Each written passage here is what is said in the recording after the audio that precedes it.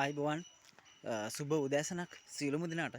අද මගේ channel එකකින් කතා කරන්න හිතුණ ඔයාලා දන්නවා මේ වන විට මිලියන 2-3කට වඩා එහා බලපු ලස්සන වීඩියෝ එකක් චූටි ළමයෙක් පොඩි ගෑන් ළමයෙක් ඒ වගේම චූටි තෑවෙක් අපේ චූටි ඌස් පැටියෙක් එක්ක වැල්ලි පැනැල්ලේ තම ගේ ඉස්සරහා කුඹුරු යාය මැදින් දුවන මුළු ලෝකෙම අවධානය දිනාගත්තු ඒ වීඩියෝ එකේ තියෙන්නේ සත්තුන්ට අපි කොච්චර ආදරේ කළොතින් සත්තුන්ගේ ආදරේ කොච්චර මිනිස්සුන්ට දැනෙනවද කියන එක. ඒක නිසා මේක මුළු ලෝකෙටම සහ අපිට ඒ කියන්නේ මේක ලංකාවේ මිනිස්සුන්ට ආදර්ශයක්.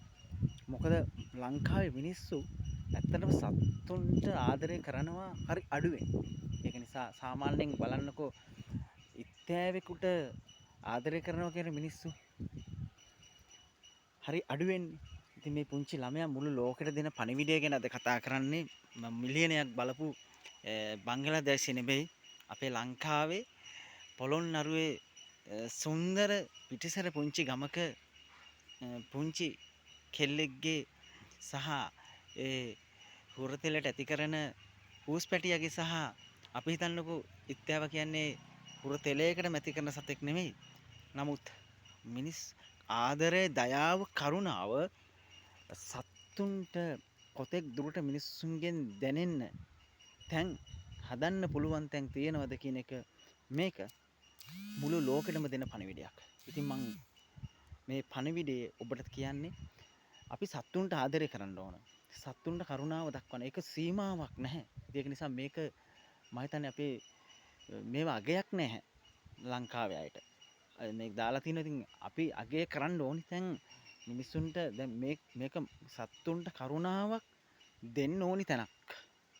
මේව මිනිස්සු අතර යවන්න ඕනේ. එතකොට තමයි මිනිස්සු මේවට හුරු වෙන්නේ. ඒක නිසා මේක බංගලාදේශයෙන් ඒ බංගලාදේශේ මේක දාපු මහත්මයාටත් බොහොම පිං. ඒක ලංකාවේ අපේ ඒ ආදරණීය පියාට තාත්තගේ ඒ තාත්තට ඒ දුවගේ පියාට මේක බොහොම පිං. මොකද මේ සත්තුන්ට ආදරය කිරීම අපි මේක හොඳටම දැක්කා මේ පුංචි දුවගේ.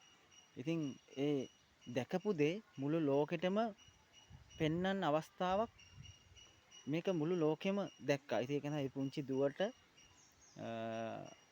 කොච්චර සතුටක් ඇද්ද. ඒ සතුට තුල අපි ඒ සතුට භුක්ති විඳිනවා.